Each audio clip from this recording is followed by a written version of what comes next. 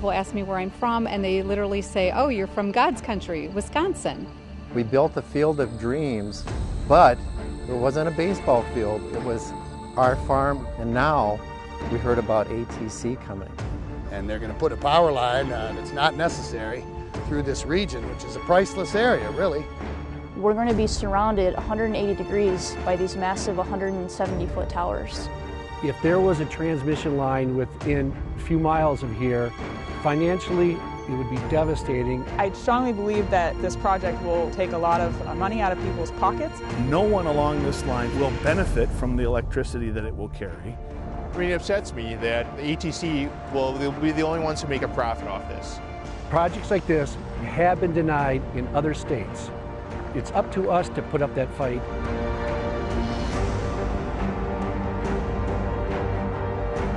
I, along with my 2 brothers and 4 sisters, are property owners of Windy Ridge Farm, and that's where we're located today. And we're on the corner of Town Hall Road and Ridgeview Road.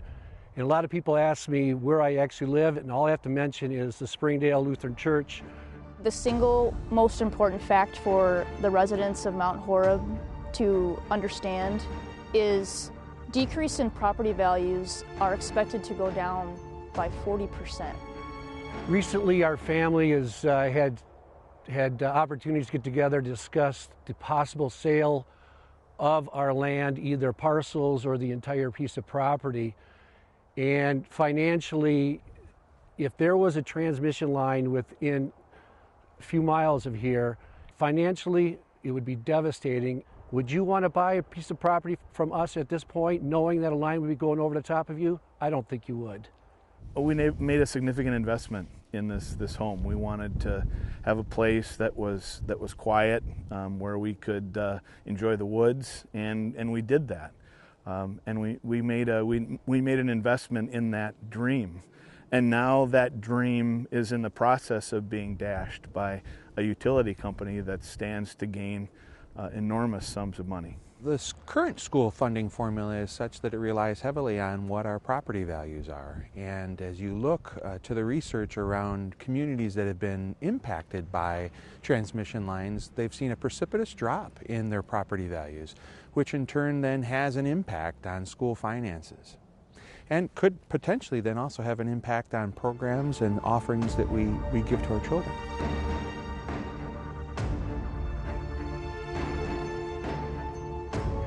As a village trustee, we need to look at the long-term economic development of the village. One of the big things that Mount Horeb wants to do is increase our business development. We've identified in our comprehensive plan a business park. Businesses to come in, have corporate headquarters, some small commercial or so, and these are the type of places that they're not looking for an industrial field. They're looking for be able to take advantage of the Driftless area beauty. My fear is that as those business owners come in and they look at the surrounding area and the beauty of the area, they're going to know that those ATC lines have a possibility of coming through, and they're going to back out. We have a potential for this line to decrease our property values, which in turn lowers our tax base. What that means is that each person is having to pay more in taxes.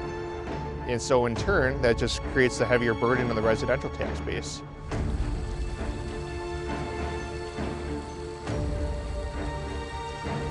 Even some of the most independent researchers will tell you at best the impact on student health and safety is inconclusive. The impact on our environment, many of the areas that our children have the opportunity to go and participate in environmental field trips and the like, the proposed route for the Cardinal-Hickory transmission line is actually right through many of those areas we go visit. When you drive through the area, we're going to be surrounded 180 degrees by these massive 170-foot towers.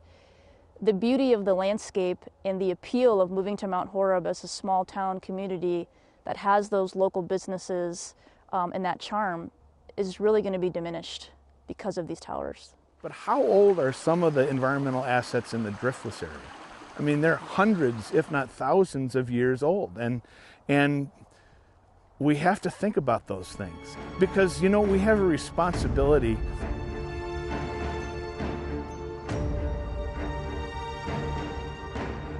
So the question, of course, is begged, would this line improve reliability? We don't know where the electricity is going. We have a reliable grid in the state of Wisconsin. It begins to chafe in the most irritating way when you think about the fact that there is absolutely no need for this line, that no one along this line, so far as I know, will benefit from the electricity that it will carry. The utilities will be guaranteed a 10% rate of return that we will pay for, and all kinds of environmental assets that are important to this area from here to Iowa will be destroyed in the process. The fight from now going forward is with the PSC. As ATC begins the process of seeking approval from the PSC, we really begin to think about how that application will be judged. And the number one thing in state law is there a need for this line in Wisconsin? And the answer is demonstrably, that is, we can demonstrate that there is no need for it. I absolutely believe in the power of the community coming together. There are many stories out there of other communities and opposition groups in other states that have had success in stopping these transmission companies from putting up power lines. We're fortunate that we have a very proactive Board of Education that understands, in fact, they've established a resolution opposing formally the ATC transmission line, the Cardinal-Hickory Creek transmission line.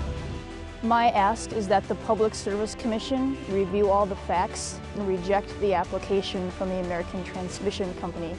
The thing that just becomes this nagging, troublesome thought is that at the end of the day, we lose our property value and we pay for that 10% return. It upsets me. It's sad and disappointing for families who have to deal with this line. And as a trustee, one thing I want to do is help protect their investment, help protect our community. They're not inevitable because people put up a fight. And that's one of the reasons why groups get together locally, villages down the road get together. It's up to us to put up that fight. We're going to fight back.